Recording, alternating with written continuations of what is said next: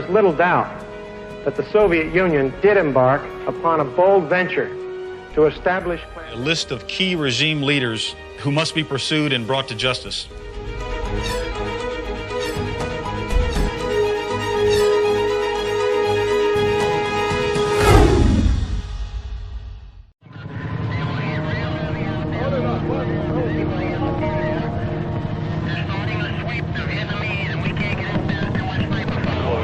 In 1975, the Vietnam War was coming to an end.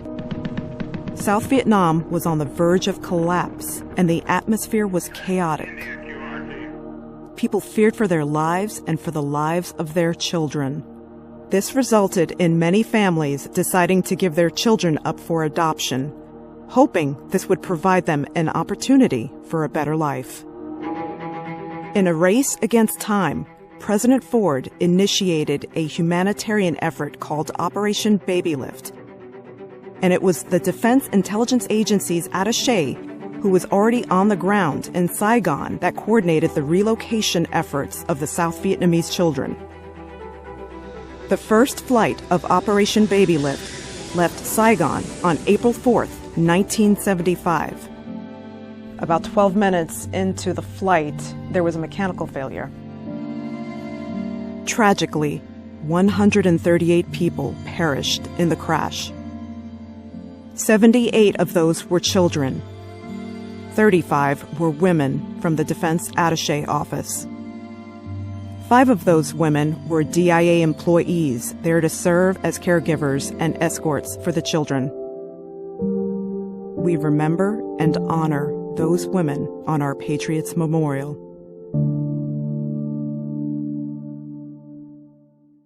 Despite the tragedy, there was little time to mourn, as parents were desperately seeking a safe haven for their children. Operation Babylift continued for 4 weeks, and at its conclusion, more than 3,000 children had been successfully relocated to other countries. One little girl who arrived in the United States was named Kim. I grew up in a small town about 40 miles north of Seattle, Lake Stevens, Washington. They didn't raise me any differently than they would anyone else. I did Girl Scouts. I was in gymnastics for 13 years. In school, she was the cheerleader. In college, she was the newspaper editor. She was totally involved with everything. The rest of us had good lives, but Kim had an extraordinary life. Kim decided to move from Washington State to Washington, D.C., where she applied for a job with the Department of Defense. Unknowingly, it was for a position at the very agency that brought her to the United States back in 1975. When I came here, it was Paul that gave us a tour of the museum, and he took us around to the Patriots Memorial. President Gerald Ford, U.S. President, authorized what's called Operation Babylift. And I was like, wait, I was a part of that. DIA's leadership and sacrifice during a major humanitarian effort is just another example of our impact around the world.